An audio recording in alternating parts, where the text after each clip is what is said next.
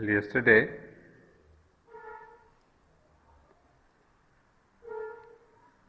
we covered basically Aurobindo's verse here, stanza number 20, where he mentions that go where none have gone, dig deeper, deeper yet, till thou reach the grim foundation stone and knock at the keyless gate. I saw that a falsehood was planted deep at the very root of things, where the grey sphinx guards God's riddle sleep on the dragon's outspread wings. So we have seen that these two verses basically refer to Aurobindo's descent into the inconscient.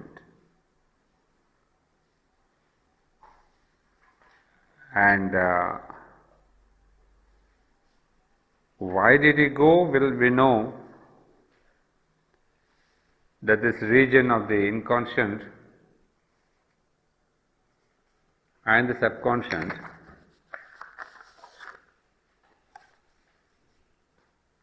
are the places where there is a root of all evil, root of all human problems. Yesterday I remember to have explained to you that unless and until we root out the evil from the roots, never can mankind be cured of its falsehood, its illnesses, its all that. So Aurobindo saw that it's absolutely indispensable to work there. Otherwise, it would be like the other avatars, other saints, other sages, who would give some kind of a help to humanity, give it some kind of a temporary relief, but humanity would continue to be what it is, with a little ups and downs, a few more good people, a few more sages, a few more saints, but mankind in general would remain for next another 500 years the same.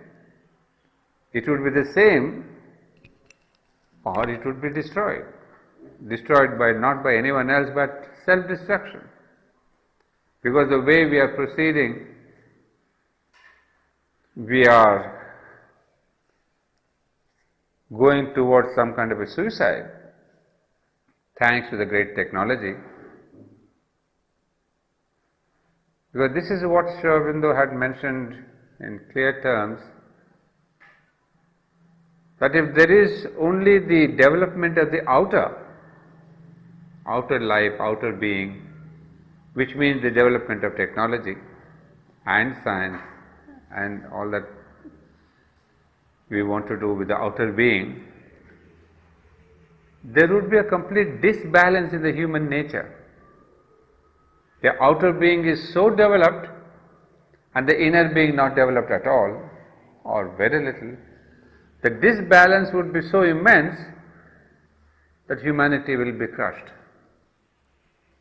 Humanity cannot survive if there is only one side of the development. So Aurobindo saw the urgency and the necessity of the inner development. He says mankind given to itself is going in great leaps and bounds with the outer development, but nobody is looking into the inner. So Aurobindo took upon himself this great task, as we say, the divine task, the Redeemer, the God's labor, of developing this inner being of man. Developing this inner being of man not by religion, not by one more religion, not by one more teaching. Like that, there every other day in India, every 10 years you see a new religion, new creed that comes up. But it's all a kind of a veneer, a surface thing. Nothing goes deep. So Sri Aurobindo took up this great work. I mean, as I said, go where none have gone. A work that no avatar, no vibhuti, no great yogi has done till now upon earth. So that is the challenge that he goes inside. So when he is going into this inside, into the inconscient and the subconscient, he explains in a place, in fact, this is an explanation from the mother. She says,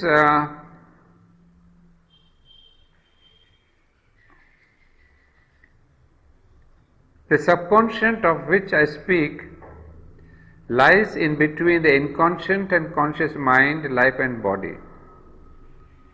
It contains reactions to life which struggle out as slowly evolving and self-formulating consciousness. But it contains them not as ideas or perceptions or conscious reactions, but as the blind substance of these things. Also, all that is consciously experienced sinks down into the subconscient, not as experience, but as obscure but obstinate impressions of experience, and can come up at any time as dreams, as mechanical repetitions of past thought, feeling, action, etc., as complexes exploding into action and event, etc., etc. So this is the storehouse of all our human experience.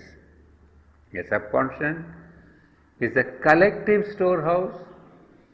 So every experience you and individually, each one of us we have, including the entire mankind, you see, we have something called the conscious experience. When I am awake, I am taking a class, I am looking at the flowers, I am speaking to you. These are conscious experiences. But in these conscious experiences, what do we go through?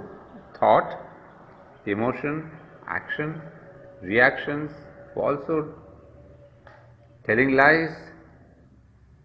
We hide from ourselves. We are very clever at that. Consciously we can make the white black or the black white. So all these things that we are doing consciously, they sink into our subconscious. So let us not think that I am telling a lie to that person and the person has forgotten it and I have forgotten it. That I thought ill of you sometimes, that ill thinking has gone away. Nothing goes anywhere. You see, all the energy, all the thoughts that we give out, good or bad, it sinks into the subconscious. So imagine how vast and how deep and how dense and how complex must be this subconscious. Because it's universal and timeless. It's not just last 100 years or 200 years, since millennia. So that is the thickest crust of the human consciousness. And it's like fossils. You know what a fossil is? Fossil was a live tree, a part of the tree, a branch of a tree, which under thousands of years of pressure of the earth, it turns into rock. And subconscious is something like that. Because of the thousands of years of experience that is stacked upon one upon the other, it has become hard place. That's why Sri Aurobindo calls it here the grim foundation stone, and elsewhere he calls it as a rock. So that is the hardness that I want to explain to you. And Sri Aurobindo and the mother, they drill into that hard rock. They have to penetrate. And that penetration can be done only by drilling. You know what's a drilling machine? You cannot just scoop it. You need a very powerful electric drill to go through a rock. And that is the drill that Mother and Sri Aurobindo used to get into the inconscient. There you will see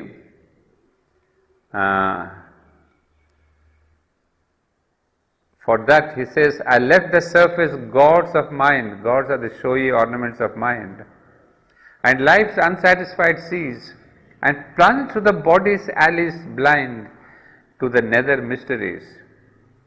I have delved through the dumb earth's dreadful heart, and heard her black masses bell.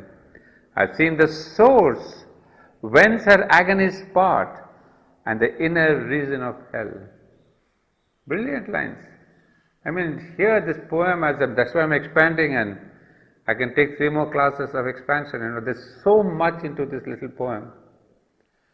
Now here he says, I found the source of all these inner reasons of hell. Not the hell that we, Christianity or Hinduism or Islam, we say, oh, there's a paradise, there's a hell. After death, if you do wrong, we go to hell. If you do good, we go to paradise. All that is the imagination of religion. Hell is not up there. Hell is down there. Down in the sense, in the subconscious, where all these negative ideas are really stuck and become a rock-like thickness and hardness. So he says, now I have found the source, now how to get into it. And one more sentence on the subconscious. The subconscious is the main cause why all things repeat themselves and nothing ever gets changed except in appearance. Appearances is the cause why people say character cannot be changed. Also of the constant return of things one hoped to have got rid of. All seeds are there, and all sanskaras of the mind and vital body is the main support of death and disease and the last fortress of the ignorance. So the enemy, the work that was before in front of Aurobindo and the mother was to go into the subconscious, penetrate the subconscious and get into the inconscient. Because as he explains here, the root problem is of death and disease and of ignorance, they're all stuck there for eternity. So even we don't change. We are the same people in spite of all our efforts, because the subconscious thing in my being, they come to repeat. As it says here, all that is suppressed without being wholly got rid of sinks down there and remains in seed, ready to surge up or sprout up at any moment. So why is it that we people do not change? Because all the habits, all that we have thought of, all the good and the bad and the ill, they are there reserved within.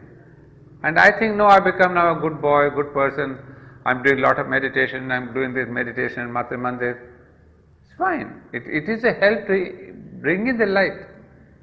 But that light is not strong enough to penetrate our lower being. So what we get as an inspiration and a light, we may talk to the mother, we may talk to Krishna, we may contact Christ, anybody. But the light is not sufficient, because we are not sufficiently evolved or purified or developed in order to invoke that higher light of the supermind. Why am I saying about supermind? Because supermind is the only light that can penetrate the subconscious. All other levels of consciousness, they cannot penetrate. So therefore the humanity has been forever unchanging, because nothing could penetrate and bring out the darkness. So that is the subconscious which Aurobindo speaks of in this little poem, in this little stanza. But then, and also we have seen yesterday the revolt of this, what we call the devils and men who had revolted against him, the mock and sneer as he calls it here, how they mock and sneer both devils and men. And I found an interesting, very interesting letter from Aurobindo, who writes, let all men jeer at me if they will, or all hell fall upon me if it will, for my presumption. I go on till I conquer or perish. This is a letter written to a disciple. It is directly reference to this, exactly the same phrase, that all men and devil, they mock and sneer. And Sri Aurobindo writes, let all men jeer at me, because even in his own lifetime, not that everyone accepted what Sri Aurobindo wrote, not just the poem, but even what he said. There are a lot of criticism, oh, how can you think of inconscient and all that? What is the supermind? It is something as if we do not know. Why are you going against the Vedas? A lot of criticism. So Sri Aurobindo wrote that in 1935, on 10th February. At the same time, we know the poem was written in July 1935. The same period. What's interesting is, I've shown you already, a lot of his real life experiences have been transcribed in this poem. So he says, let all men jeer at me if they will, or all hell fall upon me if it will, for my presumption. I go on till I conquer or perish. This is the spirit in which I seek the supermind. No hunting for greatness for myself or others. So this is the spirit, he says, not for myself, but for humanity. Now I'd like to take you to another very interesting experience.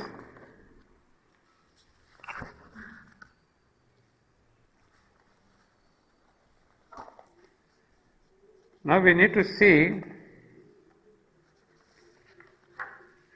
and maybe not just to see, but really we get a different understanding of what exactly is the inconscient. We have seen the subconscious is a place of repetitions, all our dark forces, dark thoughts, dark feelings, everything is there. That's there in subconscious. But when you go penetrate the subconscious, you reach the inconscient. There's a layer lower than the subconscious. Now what is that inconscient?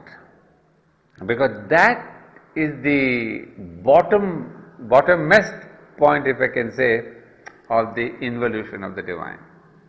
When the superconscious and the supreme, when the supermind descends down the level, the rock bottom of that down the level is called the inconscient. Now what is this inconscient? We have got explanations in philosophy, but I will tell you a very beautiful experience of the mother. You see, as some of you may not know, the mother used to take regularly classes twice a week in the playground.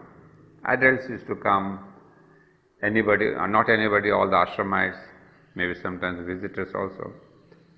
They'd all gather in a room and mother would take their classes, and most of mother's books that you see around, 17 volumes, most of them, not all of them, are transcriptions of her classes that were held in the playground.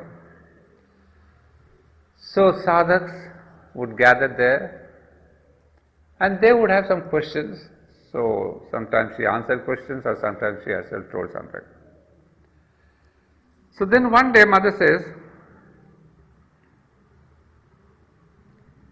then yesterday evening in the class of Friday, November 7th, 1958, the date is given, I noticed that these children were not children, but adults they were, but for her they are all children. I noticed that these children who had had a whole week to prepare their questions on that text had not found a single one. So she used to give them homework saying, if you have any questions, come, write them and bring it. But we human beings, we are so mentally lazy. So they didn't bring any questions. A terrible lethargy. A total lack of interest. And when I had finished speaking, I thought to myself, but what is there in these people who are interested in nothing but their personal little affairs? I mean, imagine you have a person there who can answer any question in the world and still people have nothing, because they are so occupied with a little food and this little chatting and the comfort. So when there is a class at 4 o'clock, they must have running to the class but blank in the mind, oh, I didn't prepare any question. Because you see, you have to have questions that is there bothering you within and not just a superficial thing. But she says, they're bothered, interested in their personal little affairs. So I began descending into their mental atmosphere in search of the little light of that which responds. So now her quest has begun. You see how beautiful it is? She doesn't scold them, hey, you are all lazy and this and that. She says, what is it that is really stopping these people from asking me questions? What's missing? So she concentrates. She penetrates the mind, as she says, the mental atmosphere. And it literally pulled me downwards as into a hole, but in such a material way. My hand, which was on the arms of the chair, began slipping down. My other hand went like this to the ground. My head too. I thought it was going to touch my knees. That means you can see the mother was really deep into meditation, penetrating something. There she sees herself going into a hole. So her head was going down, her hands had gone down. Physically, she was getting pulled down. And I had the impression, it was not an impression, I saw it. I was descending into a crevice between two steep rocks, rocks that appeared to be made of something harder than basalt, black, but metallic at the same time, with such sharp edges, it seemed that a mere touch would lacerate you. It appeared endless and bottomless, and it kept getting narrower, narrower, narrower, narrower, narrower, like a funnel. So narrow that there was almost no room, no more room, not even for the consciousness to pass through. And the bottom was invisible, a black hole. So imagine she is entering into this inconscient where she's, she's stuck in two sides. There are rocks, basalt, very sharp. Even if you touch it, it will really, you'll bleed. And then she goes to such a point where she cannot pass through. And the beautiful description, if you have noted, is not even for the consciousness. So it is so dense and narrow that her consciousness also could not penetrate. So she says, like a funnel. And the bottom was invisible, a black hole. And it went down, down, down like that, without air, without light, except for a short glimmer that enabled me to make out the rock edges. They seemed to be cut so steeply, so sharply. Finally, when my head began touching my knees, I asked myself, what is there at the bottom of this hole? As soon as I had uttered, what is there at the bottom of this hole, I seemed to touch a spring.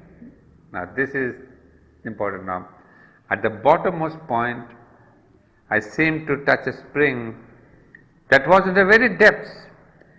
A spring I didn't see, but that acted instantly with a tremendous power. And it cast me up forthwith, hurled me out of this crevice into arms extended motionless. A formless, limitless, vast, which was infinitely comfortable, not exactly warm, but it gave a feeling of ease and an intimate warmth, and it was all powerful with an infinite richness. So get the experience. She goes to the bottom, and there she hardly realized what's happening. Suddenly she, as if a spring was there, it pushed her out into great heights, which was very warm, beautiful, limitless, vast. This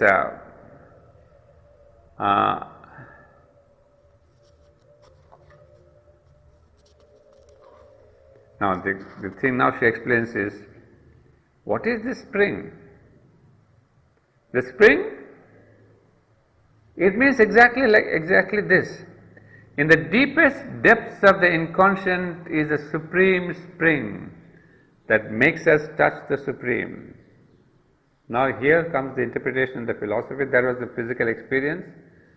Now what is this spring that really pushed her out? Is the Supreme Spring that makes us touch the Supreme. It is like the Supreme making us touch the Supreme. That is the Almighty Spring.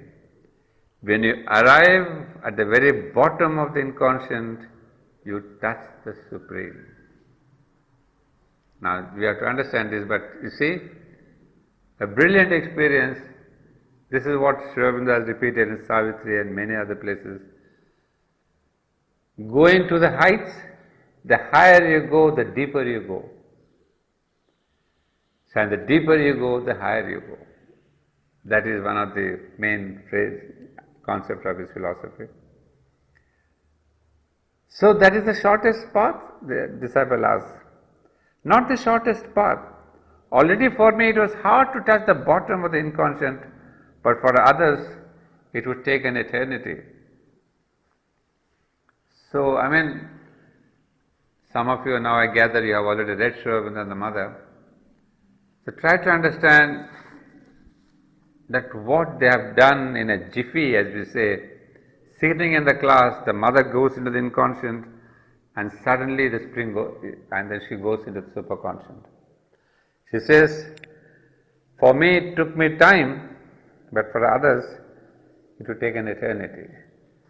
That means the common human beings, whoever they are, spiritual or whatever, they will not be able to reach the inconscient. Why? Because if you want to reach the inconscient, you must be reaching the superconscient first. The superconscient and the inconscient, they go parallel.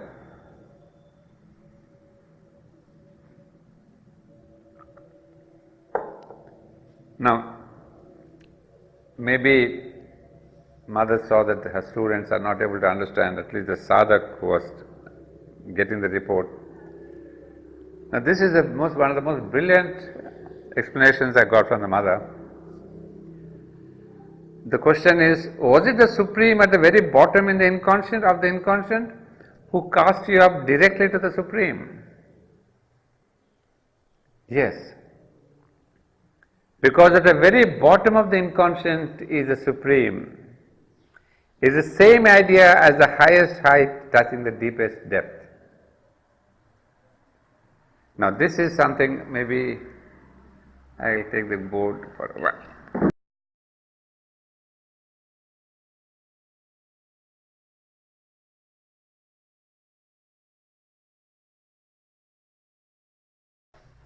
Now you see, to make us understand the single sentence that at the very bottom of the inconscient is the Supreme, is the same idea as the highest height touching the deepest depth. She explains in a very beautiful manner. You are able to see the board, all of you? Get this? Not breaking down, I will just put it into this sentence. If I were to give you a diagram like that, a diagram which Mother gives us, she says, is the snake biting its own tail. The snake biting its own tail. Now if we were to see the different levels of the human consciousness, life, and this is of course matter, life, mind, higher mind, illumined mind, intuitive mind, overmind, supermind. Now she says, which are the two levels of consciousness which are nearest to each other by going this circle? Obviously, if I see life and intuitive mind, they are far away from each other. If I see overmind and life also very far. If I see mind and supermind, they are also very far. But what is closest is the supermind and matter. You see, the closest levels of consciousness are the matter and supermind. Rest of all the levels are far from each other. Whatever combination you may make, you see that there is a great length of distance here between each one of them. So she gives a diagram saying that this diagram really helps you to understand why Sri Aurobindo was emphasizing on the transformation of matter. Because matter is closest to supermind. That means matter has got the genius, the consciousness of supermind already hidden within it. Whereas life, supermind, they are far from each other. Any combination you take. So Mother and Sri Aurobindo explain that we want to convert, transform matter because it's easiest to do that, because supermind and matter are the inconscient. Here you can say, if I put this as matter and then here as the inconscient, it's easy to explain.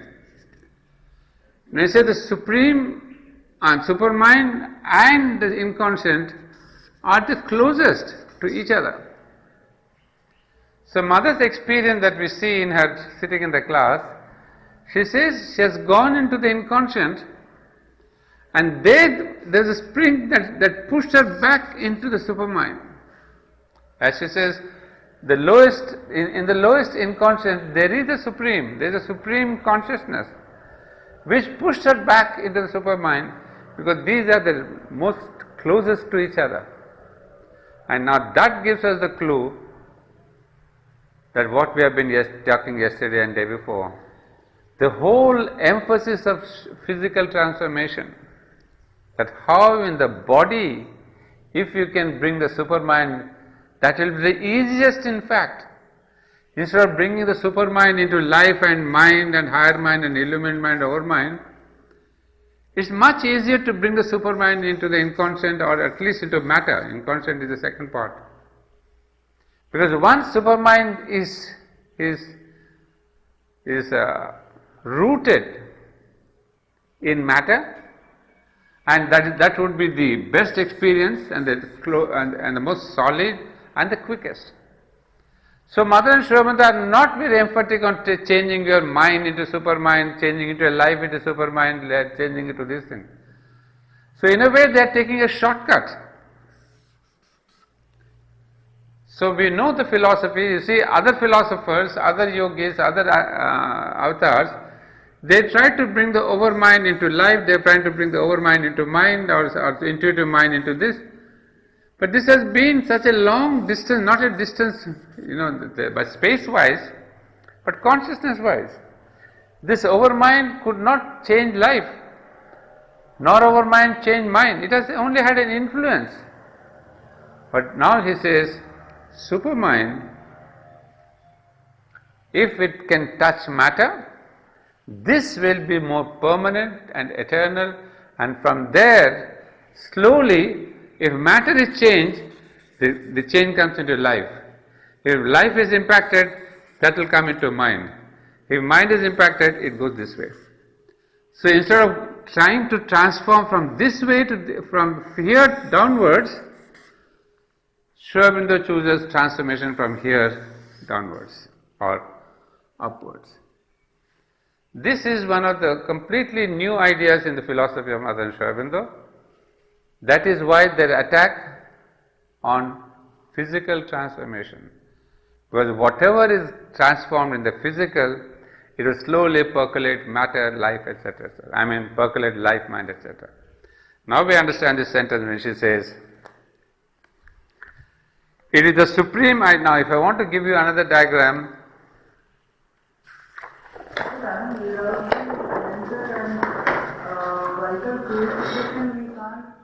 That is from the point of view of sadhana, but from the point of view of the eternal consciousness, it is those two that are closest. I'll tell you that. Transformation which are coming to matter without Yeah, that is what is this shortcut is saying. The universe is like a circle. It is represented by the serpent biting its tail, its head touching the tail. It means that the supreme height touches the most material matter. Supreme height touching the most material matter without any intermediary.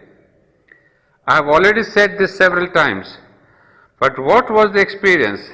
I didn't know what was happening. I expected nothing. It was stupendous. In a single bound, I sprang up. Now this is the experience that she had. Now the same sentence when she says, it's the same idea as the highest height touching the depth, that's the sentence. When you arrive at the very bottom of the inconscient, you touch the Supreme.